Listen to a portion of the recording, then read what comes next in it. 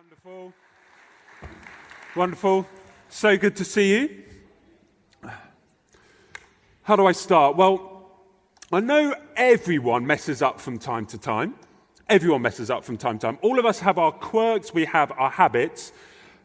But your flaws and your habits specifically, and you'll know who I'm talking to, they're just too entrenched. Even as a Christian, I just think it's the way you are, and I don't think you're going to break out of that, and I think it's who you are and how you're always going to be. Have you heard those words before? How about these ones? I'm just one of those unlucky people. It's just the way things go for people like me. Perhaps, you know what, I'm never going to expect anything to work out in my favor ever again. Have you heard those words before? Have they taken root in your mind? How about these ones? They say in church that everybody's got a part to play in God's plans. But really they mean except me. Ultimately, when all's taken into account, it wouldn't make a massive difference if I contributed or not. Now, not one of those accusations is true for any of God's people. Yet I guess on an almost daily basis, perhaps this week, you've heard one or more of those statements. In one form or another, you've heard one or more of those statements. But why aren't they true? That's the question. Why aren't they true? How can we be sure? Perhaps they are, particularly when our heads, our experiences, other people's comments, voices from the past seem so convincing in their negativity. Well, that's what I want to show you today. Okay, and as we continue this mini-series, which we've called Breathe, we're getting to know the person and the work of the Holy Spirit. I want to tell you today about a whole new reality, in fact, a whole new existence that followers of Jesus now live in because the Holy Spirit is being poured out, the very person of God, and now lives in them. In fact, here's our verse for today. I'm going to bring it up on the screen from the very start. It's a biggie. 2 Corinthians 5:17 says this: if anyone, say anyone, that's anyone, is in Christ, if anyone has committed their life to the Lord, the new creation has come. The old has gone, the new is here. Okay, so what I'm impressing on you today, what I want you to believe, is that there is a very definite before and after picture in the life of believers. The old has gone, the new is here. Yeah, that's not something I always find easy to believe. I'm not very good at buying into these before and after pictures, for two reasons, actually. One of them was just the process of growing up. I remember looking around at all of the other guys at school, much cooler than me, and occasionally I tried to catch up with the latest trend, but it would never work out quite as well for me as the before and after picture that I had in my head. Okay, so I thought curtains would be cool. Do you remember curtains? Undercuts. Do you remember undercuts? Yeah, the 90s hit me pretty hard. And they might have looked pretty cool on some people. But again, when I tried it out, I wasn't able to pull it off quite as well. It wasn't like the before and after picture in my head. It was the same when I restyled my wardrobe and tried to wear what they were wearing, when I tried out a new walk, a new attitude, a new talk. Yes, people used to try out new walks, Claire. It never seemed to work out quite as well for me. And after a while, I just thought it's probably best not to try these personal transformations at all. And that's why I've settled for this rather timeless, semi-casual look you see before you today. Timeless, I tell you. But the other reason that I've sort of learned not to buy into these before and after pictures quite so much is because on those odd occasions when I have been able to reinvent myself, I've only been able to keep it going for a certain period of time. Yeah, I could get pumped up in the gym, but it wasn't going to last. I could be the model student for this term. I'm going to knuckle down. I'm not going to forge my mum's signature in my homework diary anymore. But deep down, I knew that only... I see a couple of people look at their parents there. That trick has caught on. But I knew deep down that further down the line, there was going to be yet another parents' evening. At some point, there was going to be yet another disaster. So as soon as this new me began to feel hard, I just learned sooner or later I was going to backslide, so I might as well call it a day now. What's the point in battling on only to delay the inevitable? So how much should we take this verse to heart as Christians? Realistically, the old has gone, the new is here. To what extent does this actually apply to the here and now?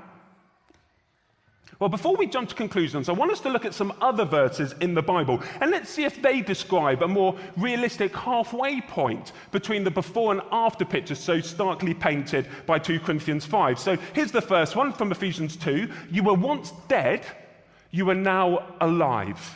Okay? Can you be dead and alive?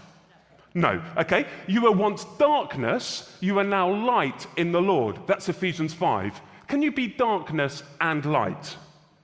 Okay, you were by nature children of God's wrath. Now you are pleasing to God. You were of this world, now you are heavenly. You were under sin's power, now you're in God's kingdom. You had a heart of stone. It was taken out, now you have a heart of flesh. You were under a curse, now you are blessed. You were Jesus' enemy, now you're his friend. Can God remove your heart of stone and leave your heart of stone? No. Can your old nature be gone and still here? Despite anything we might see or feel or act out, we had one reality, one existence.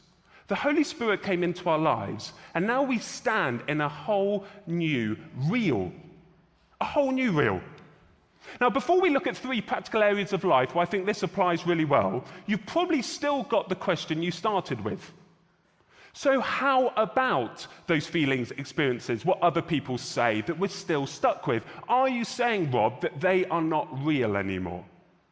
If you've got that question, that's a good question. Good question, okay? The answer is this: yes, they are still real. When we stumble, we are actually messing up. When things happen in our lives that we really wouldn't choose, they are very really happening, often in a horrible way. When I look at my life and say, Rob, you could be so much more fruitful for God, the answer is yes. I could be more productive. I could be more fruitful. But what has gone, really gone, is the old reality in which all those things were the last word. We've left behind an existence where those stumbles and struggles and unproductive seasons were the full story. And now, they're not even the most accurate version of events.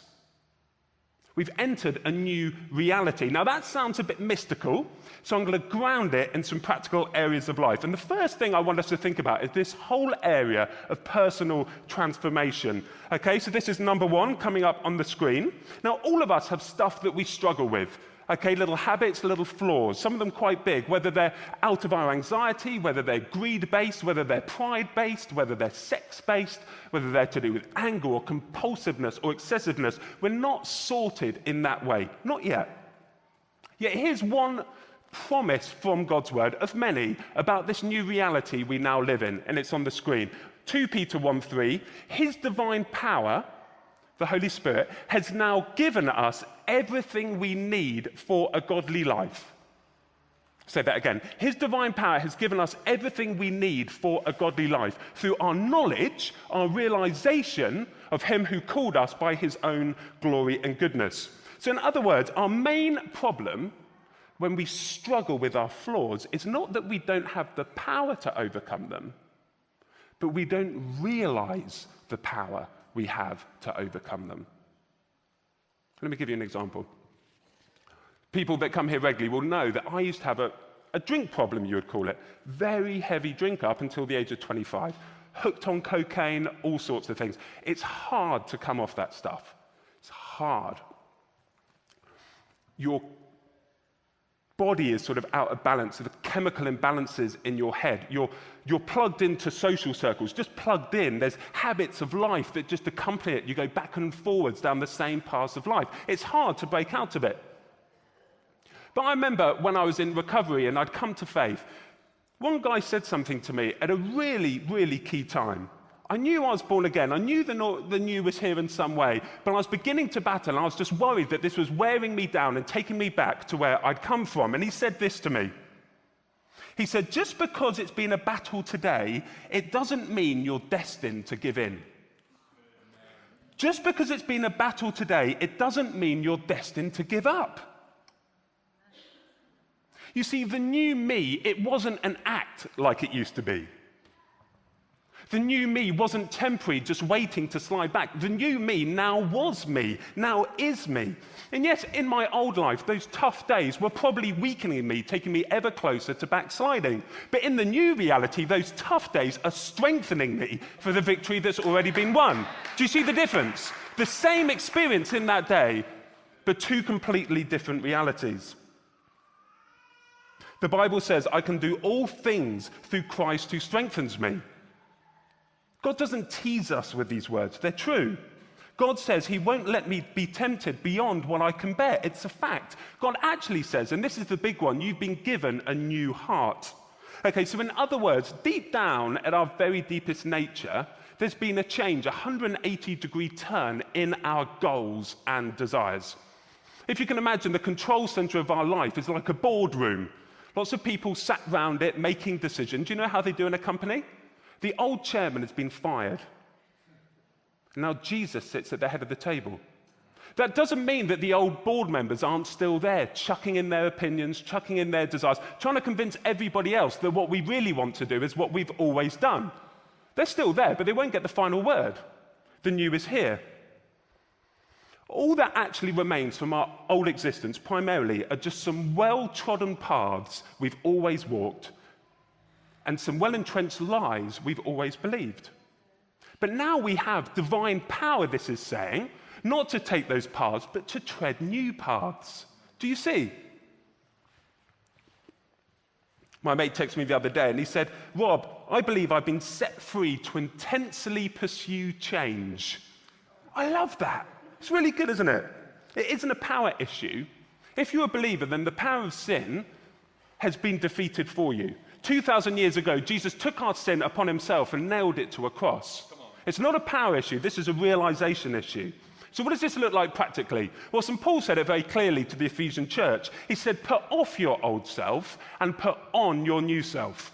Okay, so in other words, you start each day and you declare the truth over your old ways and you say, that actually fundamentally isn't me anymore. And then you head out into the day practicing the opposite, practicing the new ways. So if, like me, your problem is with your gob, okay, so you wake up in the morning, you say, that's not me anymore. You go out and practice using your ears. Assume you don't have to talk until God gives you a prompt. If your problem is with anger, that's not me anymore. So I can go out and practice kindness. Do you see? If your problem is with bitterness, not me anymore, practice giving people the benefit of the doubt. If your problem is greed-based, materialistic, self-centered, lazy, something like that, we all have a little bit of that, that's not me anymore. So I can go out today and help someone else, focus on someone else, be more generous. If you usually give up when times get hard, that isn't you anymore. You can now go out and persevere. The old has gone, the new has come. You've actually been given the choice, a whole new set of choices you didn't have before. You've been given the choice, so choose. So that's our stumbles and struggles. How about our bad luck? How about our bad luck? Well, how about Ephesians 1:3? Jesus Christ has blessed us in the heavenly realms with every spiritual blessing. So why do we think luck is against us? I don't know if you do that thing where you think, well, if I keep convincing myself it's not going to happen, then it might happen. That's superstition. Or because I've done that stuff in the past, this won't work out in the future. That's karma. That's not Christianity, and that's not blessing. Why do we look for the curse when Jesus says we're blessed? I was chatting to a mate recently who's got some problems going on with their house, and that stuff is just so frustrating, and there's money issues and things like that. But talking to them, this is why we've got each other actually, I could sense they were falling into the God has not got my best interests at heart sort of mode. And we can easily end up there. I can end up there. But we've got to remember that it's fundamentally not true. Let me describe it like this. If you're cursed, then even the best things going on in your life will ultimately work out for your downfall. If you are blessed, then even the worst things going on in your life will ultimately work out for your good. How can you be blessed and cursed? They're heading in completely the opposite direction. And you can't be cursed if you're in Christ. I Don't know if you know anything about St. Paul's testimony. We talk about him a lot. He was the main missionary after Jesus who spread this good news around the Mediterranean world. And he's got his testimony, which really drives this home. And it's in 2 Corinthians chapter 11. Just listen to this. If you don't know anything about his life, the long version is the book of Acts. Here's the short version. I've worked harder. I've been in prison more frequently, been flogged more severely, and been exposed to death again and again. 5 times I was given 39 lashes. 3 times I was beaten with rods. Once I was pelted with stones. 3 times I was shipwrecked. I spent a night and a day in the open sea. I've constantly been on the move. Me and my wife knows how that feels. I've forced house move in 3 years, but this guy was constantly on the move. I've been in the danger from rivers, in danger from bandits, in dangers from fellow Jews, in dangers from Gentiles, in dangers in the city, in danger in the country, in danger at sea, and in danger from false believers. I have labored and toiled and have often gone without sleep. I have known hunger and thirst and often gone without food. I've been cold and naked. Besides everything else, I face the daily pressure, here's one for you, Ollie, of my concern for all the churches. For all the churches. He had oversight and his heart was in all of these churches. So who of you, he concludes, is weak? And you don't think, I feel weakness? Who of you is led into sin and I don't inwardly burn? It's a seriously tough life for Paul. There's some seriously tough lives in this room. But what was his perspective on it? He says, our light and momentary troubles, doesn't sound light and momentary, but our light and momentary troubles are actually achieving for us, they are the ingredients for an eternal glory that far outweighs them. Light and momentary, it didn't sound like it. Unless to Paul, he could see by faith that God was actually using every broken egg, if you like, to actually prepare the magnificent feast that would satisfy him forever. He knew he was blessed. And I chat to people here, and there's so much going on, and life is hard. So this isn't to undermine the here and now. You look at Jesus, he wept at death, didn't he? He wept at death. He hated it. He got frustrated, actually frustrated with his disciples. He got angry at injustice. Jesus actually hated the idea of going to the cross. Yet simultaneously, he could see what the cross was achieving. Here's a question for you. Who was happiest when Jesus was finally sentenced to death? Jesus or the devil? I don't know. Because they were both looking at 2 completely different versions of the same event. The devil thought he was blessed, but he was being forever cursed. Now, I'm not saying that Jesus wasn't cursed 2,000 years ago on the cross. He was. The Bible tells us, Galatians 3:13. But he was being temporarily cursed so that he and all his followers would be eternally blessed. That was the turning point in history, so that even our frustrations, our angers, our injustices, even our own deaths would ultimately be working out in our favor. So this isn't about rationalizing everything going on in our lives and everyone else's lives. It's not how we pastor people. That's probably happening so that that can happen. No, it's for us to trust God. To trust this God and look at the cross, the point 2,000 years ago, when all the curses became all the blessings. I'm going to lead us in some declarations, actually, after my talk, which help us enter more fully into this reality. But one final application before I do, and it's this one, and it's a big one. Because the new is here, we need to change our perspective on our usefulness to God as well.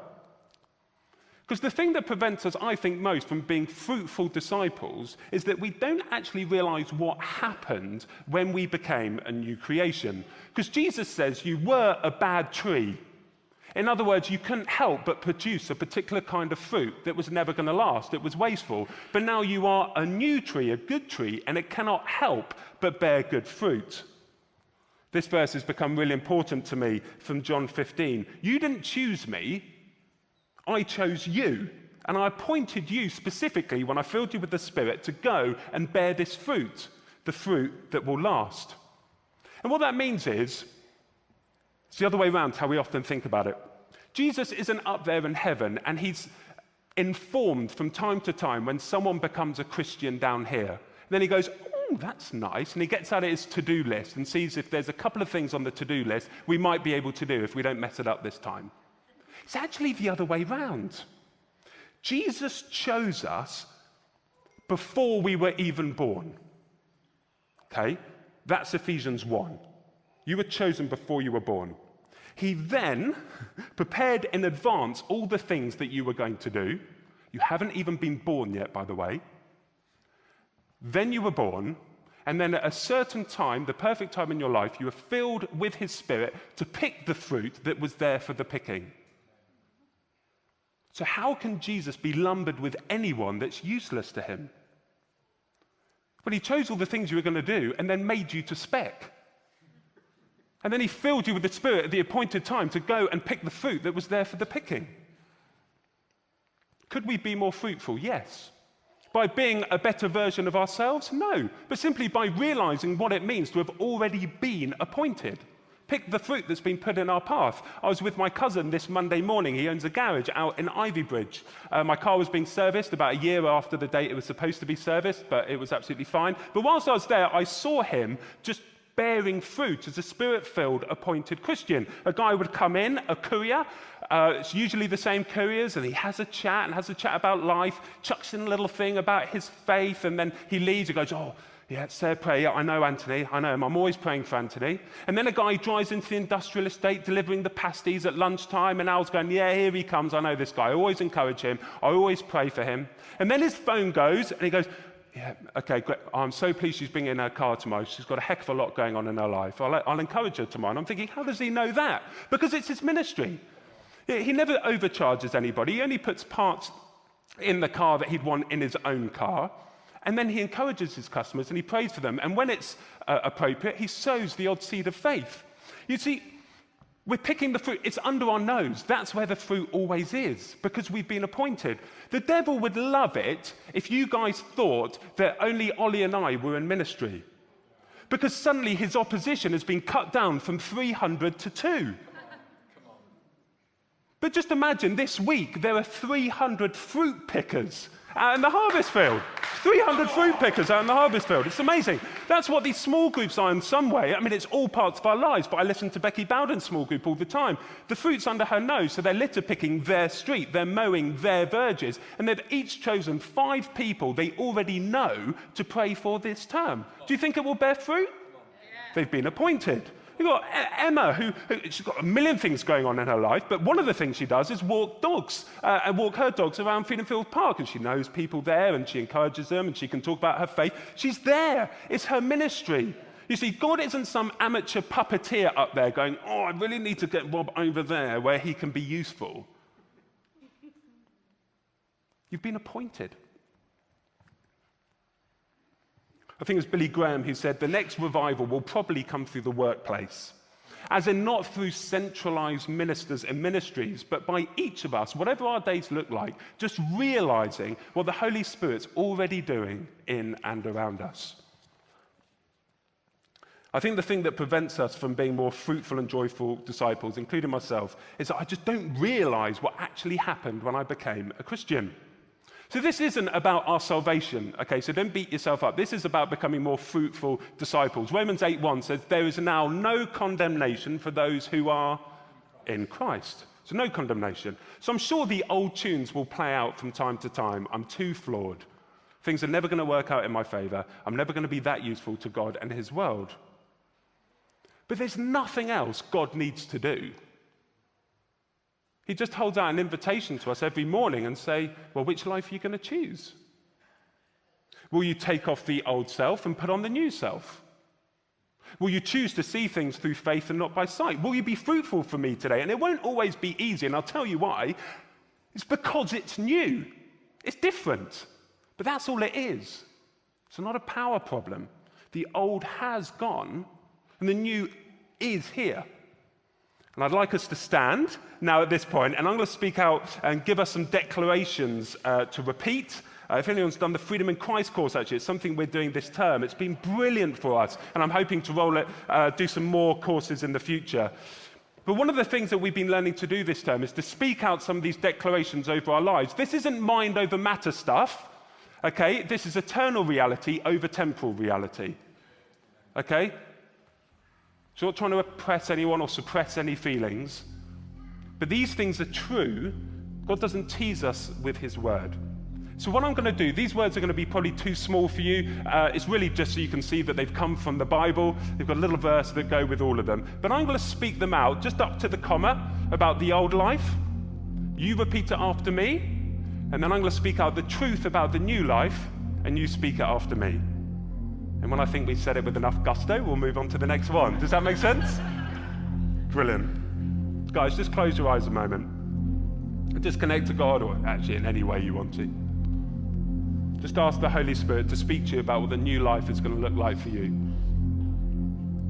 And I'd like to give an opportunity exactly at this point, before we crack on these things, because I don't want anyone on the outside thinking, well, these things won't be true for me because I've not committed my life to the Lord. I want to give you an opportunity to do that right now. In moment 7, it says, whoever just confesses that Jesus is Lord, they've been saved. Just lays down their rebellion and says, and I'm following you now. I won't be able to do it on my own, but I'm going to follow you now. If you're sick of the old way, if you believe and you hear about Jesus and you want him and you want his life, you can commit yourself to him just with these words and echo them in the silence of your heart. Lord Jesus, I'm sorry for where you found me, but thank you for your invitation to new life, new hope, forgiveness. I turn away from my past and I turn to you as my Lord and Savior. Fill me with your Spirit right now. I am a new creation.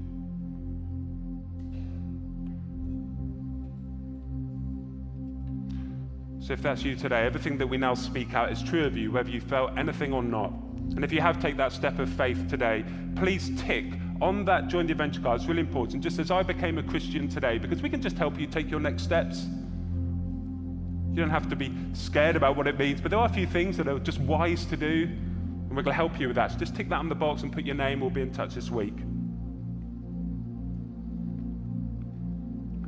Our stumbles and struggles. Maybe you've got in mind a couple of things. You're thinking, I'm never going to be able to break that habit. Repeat after me. Why should I be destined to fail? When God says, though I stumble, I will never fall. Why should I say I can't? When God says, I am a conqueror in all things through Christ. Why should I put up with this habit? When God says, I am no longer under sin's power. Why should this temptation be too strong? When God says, you won't be tempted beyond what you can bear.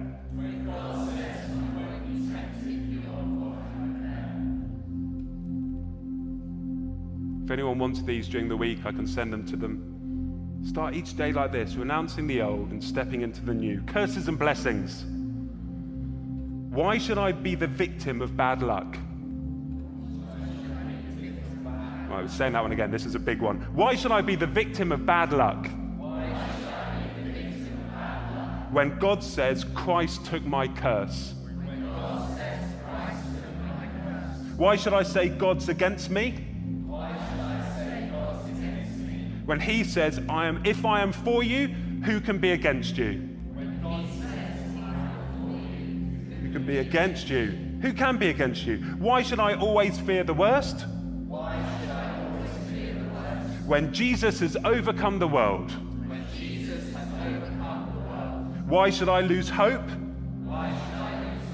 If God that says, all things work together for my good. Those things are true. Just before we go into worship, our usefulness and fruitfulness this week and beyond. Why should I say I'm useless? When God says a good tree cannot bear bad fruit. Why do I think I'm not equipped? When God says I'm his handiwork, created to do good works. When God says I am his handiwork, created to do good works. Why can't I bear fruit right here? When God has planned for me to be here.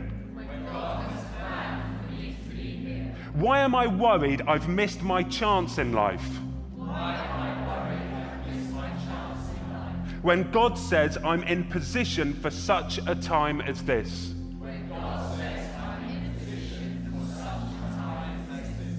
I renounce all these lies because the old has gone and the new is here. Amen? Amen.